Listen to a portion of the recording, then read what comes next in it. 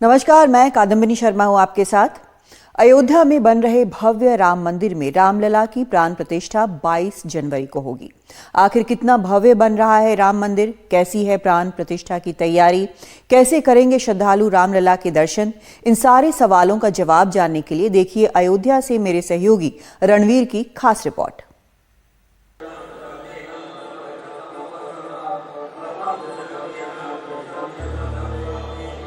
मर्यादा पुरुषोत्तम भगवान राम की अयोध्या अब सजने लगी है।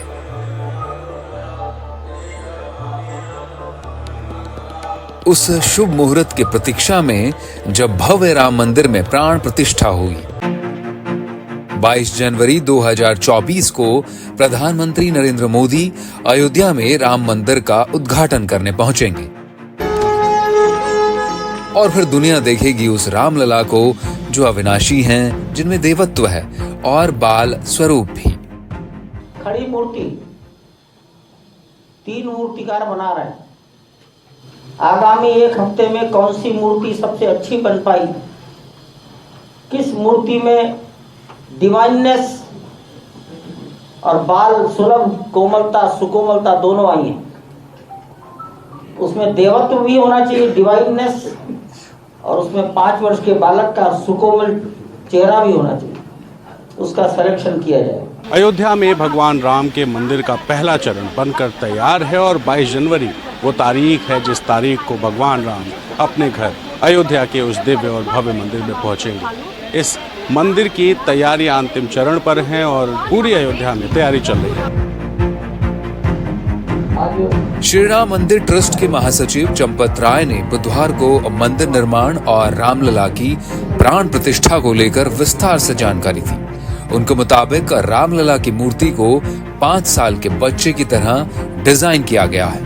मूर्ति की लंबाई 51 इंच यानी 4 फीट 3 इंच है। उस भूमि का मानचित्र है जो भूमि सर्वोच्च न्यायालय के ये नॉर्थ है। ये मंदिर उत्तर दिशा में संकरी जमीन पर बनाया जा रहा है, जबकि दक्षिण तरफ ज्यादा जमीन खाली छोड़ी गई है। लेकिन कम जमीन में ही मंदिर बनाने की क्या वजह है, इसे भी जान लीजिए। कितना नैरो है ये भी देख लीजिए। यहाँ कितना वाइड है, यहाँ कितना नैरो है। तो 70 साल से जो कोर्ट में लिटिगेशन है वो जिस प्लॉट नंबर का है वो प्लॉट नंबर यही है। रामलला का भव्य मंदिर 2 मंजिला बन रहा है। इसमें ग्राउंड फ्लोर का निर्माण पूरा हो चुका है। पहली मंजिल पर काम जारी है और दूसरी मंजिल के लिए तैयारियां पूरी हैं। जिस मंदिर का इंतजार तमाम श्रद्धालुओं को जमाने से था, उसके लिए राजस्थान के बंसी पहाड़पुर का गुलाबी सैंडस्टोन इस्तेमाल हो रहा है। उसके फ्लोर पर मकराना के संगमरमर लग रहे हैं, जबकि गर्भगृह को सफेद संगमरमर से बनाया गया है। इस मंदिर के पूरी तरह बनने में 22 लाख क्यूबिक पत्थर लगेगा। मंदिर का निर्माण काम देखने वालों का दावा है कि मंदिर और उसके परकोटे की उम्र कम से कम 1000 साल होगी। ये वो मंदिर है जो कि कुल 70 एकड़ जमीन पर इस पूरे मंदिर का परिसर है। हालांकि ये जो मंदिर है ये 2.7 एकड़ ज़मीन पर है और बाकी जो परिसर है उस परिसर में अलग अलग सुविधाएं और साथ ही ट्रस्ट की तरफ से जो यहाँ पे भक्त आएंगे उनके लिए जो चीज़ें बनाई जा रही हैं वो हैं। 22 जनवरी को मंदिर में प्राण प्रतिष्ठा के बाद मुख्य मंदिर के पास 7 और मंदिर बनेंगे। इनमें भगवान राम से जुड़े उन लोगों की स्मृतियां होंगी जिनके बगैर राम का व्यक्तित्व और जीवन पूर्ण नहीं होता। इनमें वाल्मीकि, वशिष्ठ, विश्वामित्र, अगस्त्य, निषाद राज, सबरी और अहिल्या शामिल हैं। राज तिलक के समय ही सन्यासी बन जाने वाले भगवान राम 14 साल के वनवास के बाद घर लौटे तो एक ऐसे राज्य की कल्पना उन्होंने की जिसमें सबके साथ न्याय हो। उम्मीद कीजिए कि उसी राम मंदिर से लोग राम राज्य के आदर्श को ग्रहण करेंगे। अयोध्या से एनडीटीवी के लिए रणवीर की रिपोर्ट।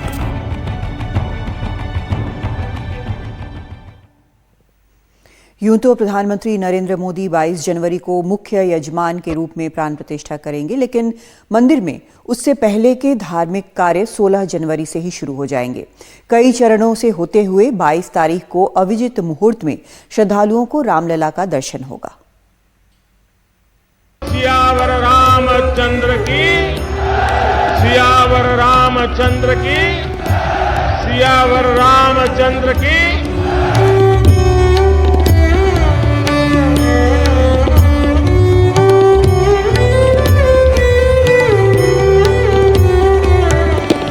ये भव्यता भारत के गौरवशाली अतीत की एक झांकी दिखाने का जरिया है। अयोध्या के रघुकुल में राजा तो बहुत हुए, लेकिन जिसके नाम से अयोध्या की पहचान है वो खुद भगवान राम है।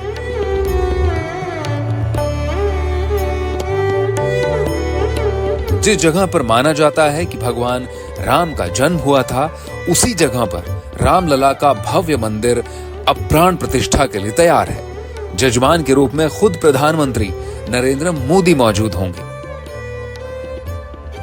22 जनवरी को जब प्रधानमंत्री यहाँ पहुँचेंगे, देश भर के साधु संत यहाँ पहुँचेंगे, विशिष्ट अतिथि यहाँ पहुँचेंगे, उन सबकी मौजूदगी में भगवान राम को उनके घर में विराजा जाएगा। और जो भगवान राम 28 सालों तक टेंट में रहे, जो भगवान राम अस्थायी मंदिर में रहे, अब वो भगवान राम अपने स्थायी घर में पहुँचेंगे।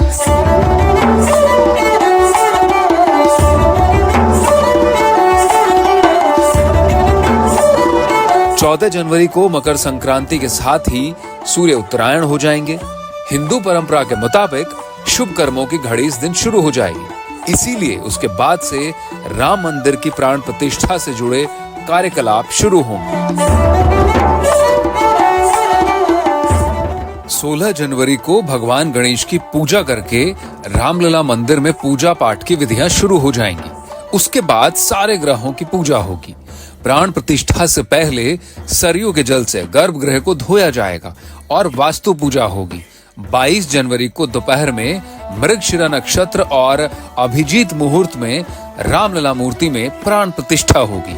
श्री राम लला के दर्शन और उसके बाद राजा राम का अभिषेक, ये सौभाग्य राम जी की कृपा से ही मिलता है। उस मृगशिरा नक्षत्र में ही 84 सेकंड का मुहूर्त सबसे पवित्र माना गया है और उसी 84 सेकंड में शुभ मुहूर्त का निर्धारण काशी के ज्योतिषाचार्य पंडित गणेश्वर शास्त्री द्रविड़ ने किया है। उनकी गणना के हिसाब से 22 जनवरी दिन सोमवार को दोपहर 12:29:08 से 12:30:32 का मुहूर्त सबसे श्रेष्ठ है। 84 सेकंड में सारी ग्रह दशाएं अनुकूल हैं और अनुकूल होने के कारण से, क्योंकि अभिजीत नक्षत्र है, तो 84 सेकंड में ही पूरा काम कर लेना चाहिए। अब बाकी काम तो सब हो जाएगा, केवल एक चीज रह जाता है कि प्राण प्रतिष्ठा का मंत्र। वो प्राण प्रतिष्ठा का मंत्र उसी समय उच्चारण किया जाएगा जबकि अभिजीत नक्षत्र के साथ साथ वह मुहूर्त जो 84 सेकंड का है उसी में प्रारंभ होगी। उसी समय से यह प्राण प्रतिष्ठा का कार्य शुरू कर दिया जाएगा। ये तारीख होगी 22 जनवरी जब भगवान राम अपने घर यानी कि अयोध्या के भव्य मंदिर में पहुंचेंगे। मेरे ठीक पीछे जो तस्वीर आप देख रहे हैं ये उसी राम मंदिर की है जो राम मंदिर अयोध्या में बन रहा है और इस वक्त आप देखिए कि तैयारियां जोर शोर से चल रही हैं। 22 जनवरी को प्रधानमंत्री यहां पहुंचेंगे और विशेष पूजन अर्चन होगा और दोपहर 12:15 से 1:45 के बीच में भगवान राम की 51 इंच की जो प्रतिमा है उस प्रतिमा को गर्भगृह में विराजित किया जाएगा। वैसे तो प्रधानमंत्री नरेंद्र मोदी 22 जनवरी को अयोध्या में राम मंदिर की प्राण प्रतिष्ठा के लिए उपस्थित रहेंगे, लेकिन ऐसी खबरें चल रही हैं कि 30 दिसंबर को जब वो अयोध्या जाएंगे तो हो सकता है कि मंदिर का जायजा लेने भी वो वहां पहुंचे। अयोध्या से एनडीटीवी के लिए रणवीर की रिपोर्ट। कितना विशाल और भव्य है राम मंदिर का परिसर और श्रद्धालुओं के लिए क्या क्या है सुविधाएं, दिखाएंगे एक ब्रेक के बाद।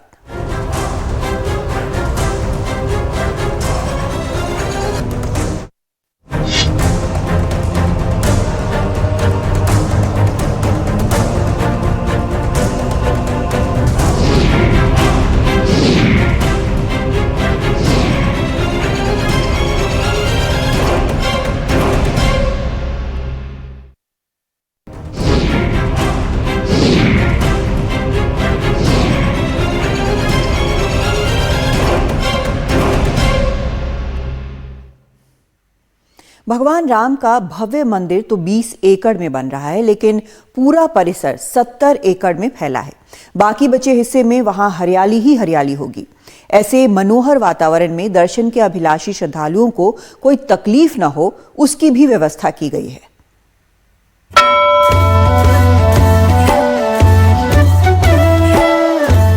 सरयू नदी के किनारे बसी अयोध्या नगरी इतिहास की न जाने कितनी परंपराओं, संघर्षों, मूल्यों और उत्थान पतन से गुजरते हुए आज भगवान राम के भव्य मंदिर का साक्षी बनने जा रही है। 70 एकड़ के विशाल भूखंड में फैले मंदिर परिसर की भव्यता में अभी 4 चांद लगना बाकी है।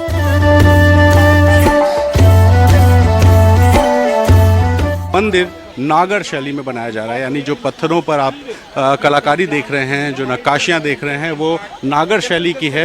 वहीं अगर इसकी लंबाई चौड़ाई की बात करें तो 380 फीट लंबा, यानी कि जो सिंह द्वार है जहाँ से प्रवेश होगा वहाँ से लेकर गर्भगृह तक की जो लंबाई है वो 380 फीट, चौड़ाई 250 फीट और ऊंचाई 161 फीट होगी।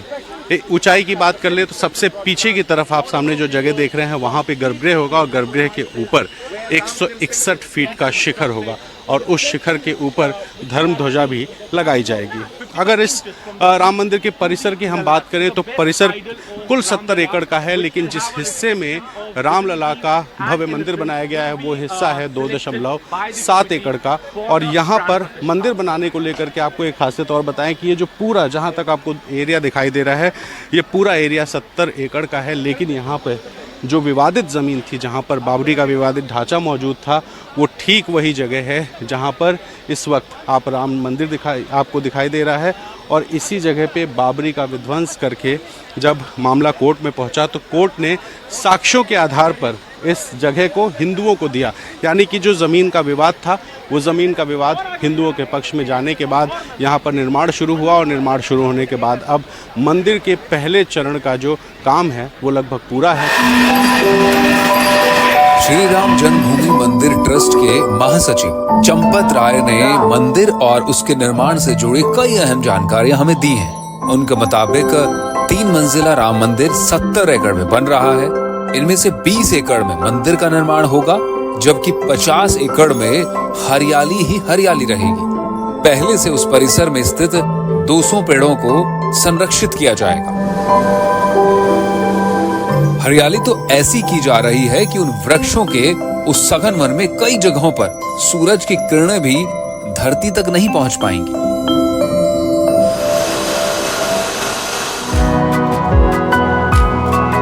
भगवान राम की जिंदगी का 14 साल जंगलों में गुजरा था। उनके व्यक्तित्व में देवता वाली छवि उनके संघर्षों से उपजी है।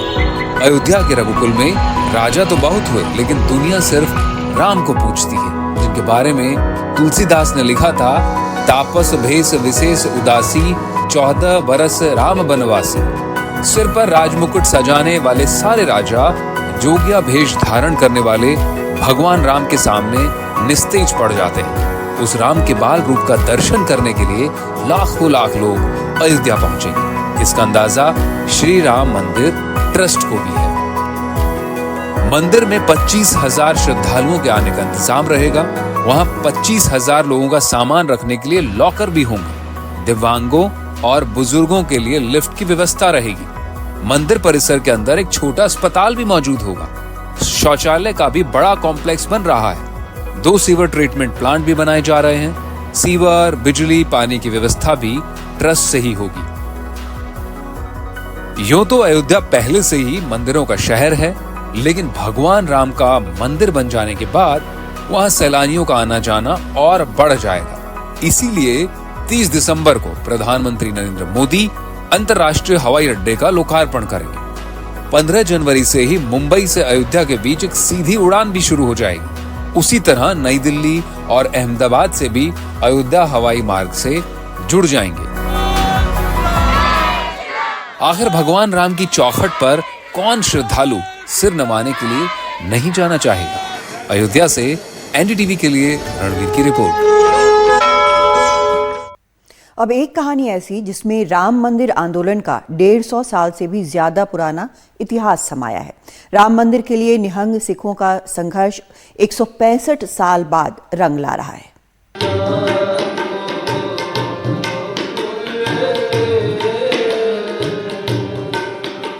कुछ गुमनाम चेहरों ने जो शहादत दी, उसकी बुनियाद पर भव्य मंदिर की शिला रखी गई।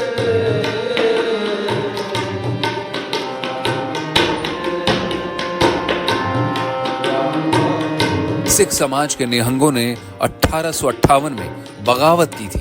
तब ब्रिटिश हुकूमत के खिलाफ लोहा लेते हुए निहंग सिंह बाबरी मस्जिद में घुस गए थे और राम नाम का पाठ करने लगे।